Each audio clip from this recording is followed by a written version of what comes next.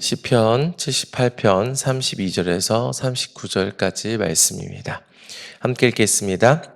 이러함으로 그들은 여전히 범죄하여 그의 기이한 일들을 믿지 아니하였으므로 하나님이 그들의 날들을 헛되이 보내게 하시며 그들의 횟수를 두려움으로 보내게 하셨도다.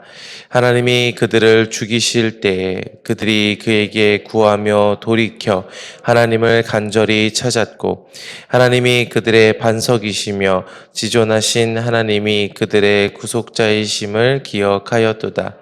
그러나 그들이 입으로 그에게 아첨하며 자기 혀로 그에게 거짓을 말하였으니 이는 하나님께 향하는 그들의 마음이 정함이 없으며 그의 언약에 성실하지 아니하였음이로다. 오직 하나님은 긍휼하심으로 죄악을 덮어 주시어 멸망시키지 아니하시고 그의 진노를 여러 번 돌이키시며 그의 모든 분을 다 쏟아내지 아니하셨으니 그들은 육체이며 가고 다시 돌아오지 못하는 바람임을 기억하셨음이라.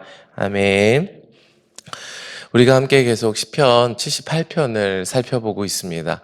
이 시편 78편은요, 우리가 함께 알고 있는 것처럼 아삽의 시입니다.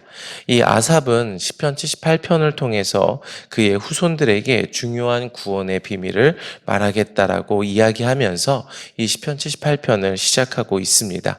그러면서 우리가 시편 78편을 계속 보아왔는데 그 이야기가 무엇이었습니까? 그것은 이스라엘을 구원하고자 하시는 하나님의 구원의 역사를 아삽은 시편 78편을 통해서 계속적으로 말씀하고 계셨다라는 것입니다. 우리가 한번 좀 다시 기억해 보면 좋겠습니다. 어제 말씀이죠. 우리 시편 78편 9절부터의 말씀들을 좀 잠깐 살펴보았으면 좋겠습니다. 10절에 보면 이렇게 말씀하십니다.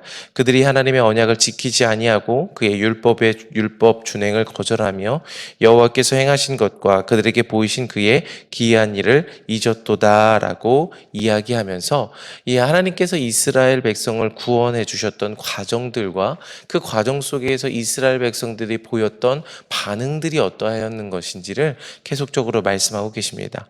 시작은요, 이스라엘 백성들이 하나님과의 언약을 지키지 아니하고 율법의 준행을 거절하였고 또 여호와께서 행하신 것과 그들에게 보이신 그의 기이한 일을 잊었다라는 것으로 시작하고 있습니다. 그러면서 계속 이야기하고 있습니다. 어떤 내용들입니까?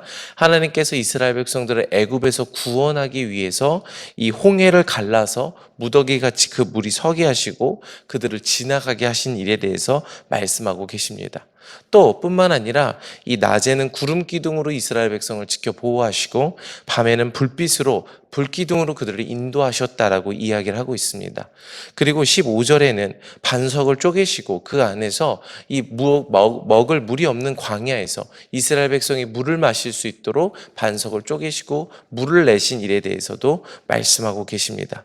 하나님께서는요, 이스라엘 백성을 계속 구원하기 위해서 애굽에서 놀라운 구원의 손으로 그들을 인도하여 내셨고 불가능한 일, 바다를 가르시고 그들을 건너게 하셨고 불기둥과 구름기둥으로 반석을 쪼개시고 물을 먹이게 하시면서 정말 이 땅에서 있었던 일이 아닌 그런 놀라운 기적들로 이스라엘 백성을 계속 끊임없이 구원하고 인도하고 계시다라는 것이죠.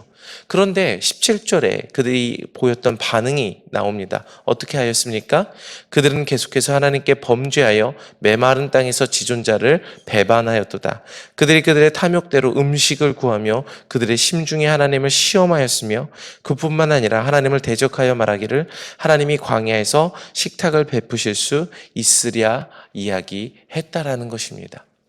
이 시편 78편은 하나님께서 이스라엘 백성을 구원하시는 과정들에 대해서 이야기하면서 계속적으로 말씀하시는 것 두 가지가 있습니다.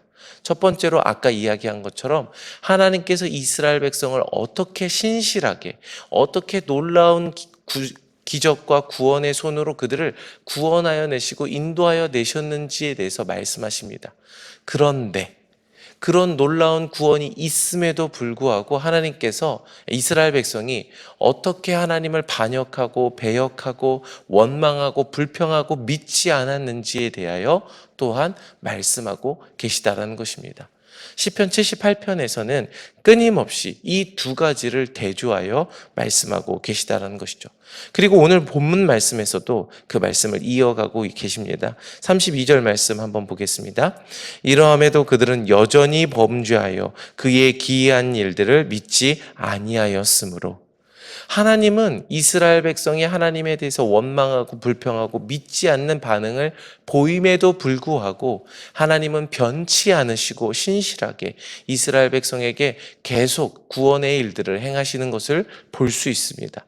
그런데 32절의 말씀과 같이 하나님이 그렇게 신실하게 이스라엘을 구원하심에도 불구하고 그들은 그 하나님의 기이한 일들을 계속 믿지 않았다라고 성경은 말씀하고 계시는 것입니다. 그러자 하나님께서 이스라엘 백성에게 심판을 내리기 시작하십니다. 33절이죠. 하나님이 그들의 날들을 헛되이 보내게 하시며 그들의 햇수를 두려움으로 보내게 하셨도다. 이것이 하나님께서 이스라엘 백성에게 내리신 심판입니다. 이 아브라함과 이삭과 야곱에게 주신 그 언약의 땅 가나안에 들어가게 하지 않으시고 광야에서 헛된 시간과 인생을 보내게 하신 것이죠.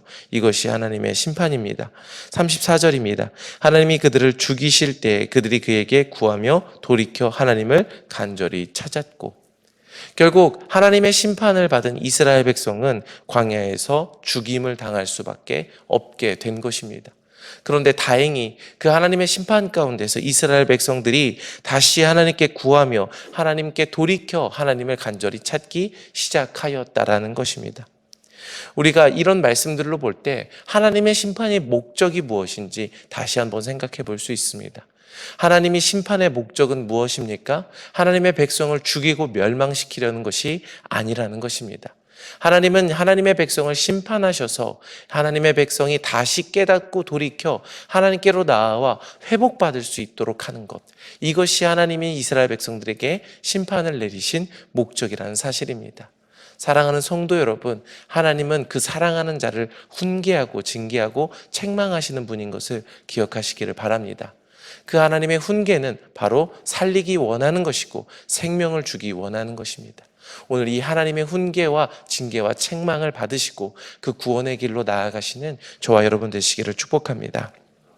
35절 보겠습니다.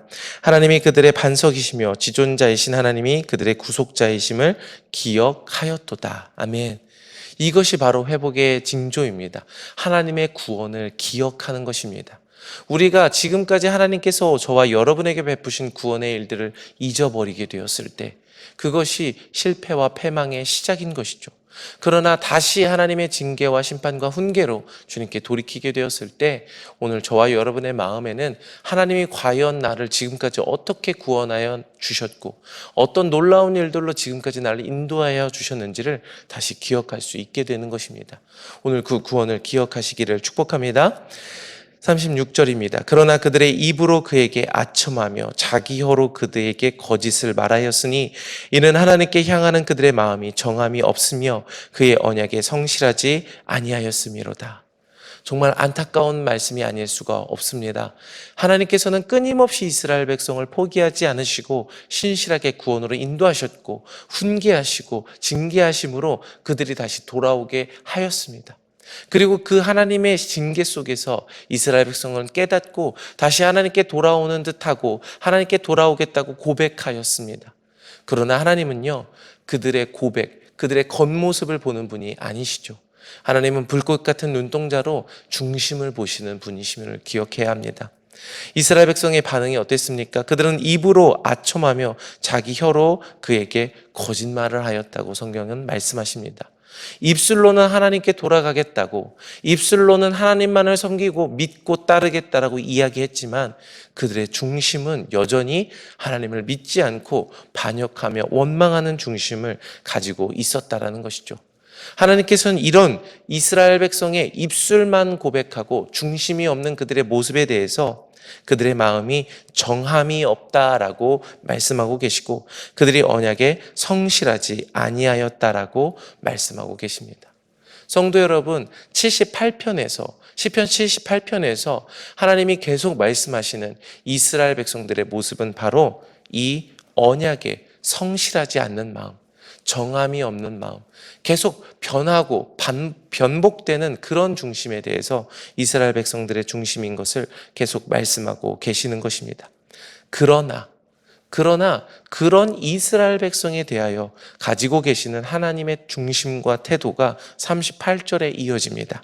38절 39절 함께 읽겠습니다. 오직 하나님은 긍휼하심으로 죄악을 덮어주시어 멸망시키지 아니하시고 그의 진노를 여러 번 돌이키시며 그의 모든 분을 다 쏟아내지 아니하셨으니 그들은 육체이며 가고 다시 돌아오지 못하는 바람임을 기억하셨습니다. 이스라엘 백성은 끊임없이 하나님께 대하여 반역하고 믿지 않고 그 중심을 다시 번복하고 불신실한 마음, 오늘 말씀에서 말씀하신 것처럼 정함이 없는 마음, 언약에 대하여 신실하고 성실하지 않는 태도를 계속 보여주고 있습니다.